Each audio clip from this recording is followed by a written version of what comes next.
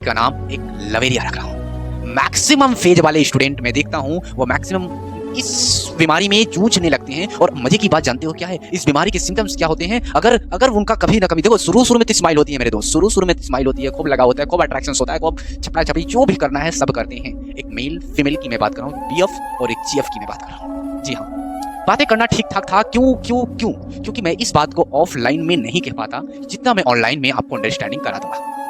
आज इसका mainly concept समझाते हैं जिसे हम लव कॉन्सेप्ट के नाम से जानते हैं। आइए दिखाते हैं, फिर उसके बाद आपको प्रूफ भी कराएंगे हर चीज का किसी बायोलॉजिकली। देखो मैं हर बात फैक्ट बोलूंगा, हर बात किसी न किसी चीज का लिंकेड रहेगा, हर बात किसी न किसी चीज का लिंकेड रहेगा मेरे दोस्त। ऐसे फर्जी बात नहीं बोल रहा हूँ, इसके पीछे का कोई सर्टिफिकेट रीजन होगा और रीजन के तौर पर ही मैं आपको समझा पा रहा हूँ। आप मेरी बात समझना, वरना आप नहीं समझ पाएंगे मेरे दोस्त। देखो एक छोटा सा कॉन्सेप्ट मैं समझा रहा हूँ जिसका नाम हमने रखा है LOVE, लव कॉन्सेप्ट। अच्छा ये लव भी दो तरीके के होते हैं, एक पॉजिटिव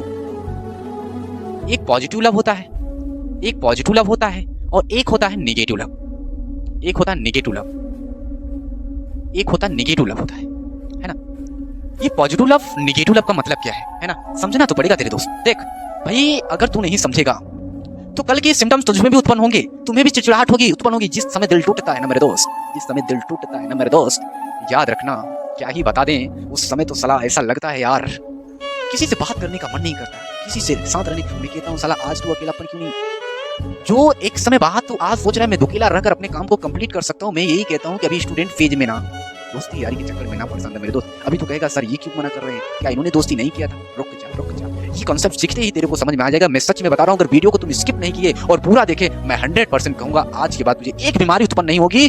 कौन सी बीमारी मेरे दोस्त? लव की बीमारी। ये 12 से लेकर के 25 साल के बीच में। और मैं हमेशा पूछता हूँ सबसे खतरनाक यू विल डेंजरस फेज कौन सा होता है मेरे दोस्त, तो जवाब आता है मेरे पास यूथ फेज।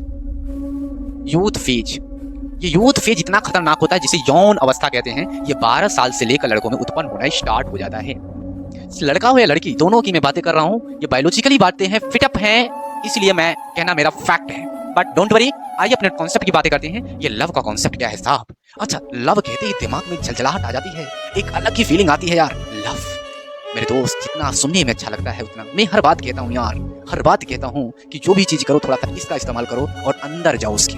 मैं क्या कह रहा हूँ, थोड़ा इसका इस्तेमाल करो और अंदर जाकर डेप्थ में, हर चीज को डेप्थ में जाकर सीखो यार मेरे दोस्त। तब तो समझ में आएगा। बाहर देख रहे हो, बाहर देखने से काम नहीं चलेगा मेरे दोस्त, अंदर जाओ और देखो। आज मैं ना लव के अंदर जाता हूँ। और what is the love, love होता क्या है, आज इसके भी बारे में बताएंगे अपन। और ये देखेंगे कि लव का फुल नाम क्या है मेरे दोस्त, है ना, ताकि हमें समझ में आ जाए कि व्हाट इज द रीजन, आगे घटनाएं घट कहाँ रही हैं। आखिर एक स्टूडेंट 16 साल 17 साल हो गया, साला टीचर यहाँ पर खपड़ोई अपनी खपा दे रहा है, लेकिन स्टूडेंट को समझ में नहीं आ रहा एक्चुअली वहां पर स्टूडेंट की गलती और ना ही टीचर की गलती। एक्चुअली स्टूडेंट डिस्ट्रैक्ट हो गया अपने मार्ग से मेरे दोस्त, वो और कहीं है।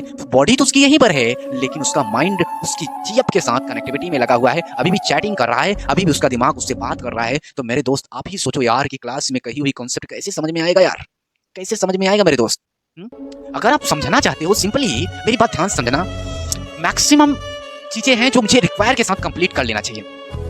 अगर मैं ये कहूँ एल का मतलब क्या होता है, पूरा डिटेल बता रहा हूँ मेरे दोस्त, समझना। ऊपर नहीं दिखाई देगा मैं जानता हूँ, इसीलिए तो मैं इधर लिख रहा हूँ। लव का मतलब होता है लॉस, एल का मतलब लॉस, हानि जिसे कहते हैं। ओ का मतलब ओसन और वी का मतलब वैकेंट और ई का मतलब होता है एंड। अब मतलब समझाएं आपको मेरे दोस्त, अब मतलब आपको समझाएं क्या है, देखना।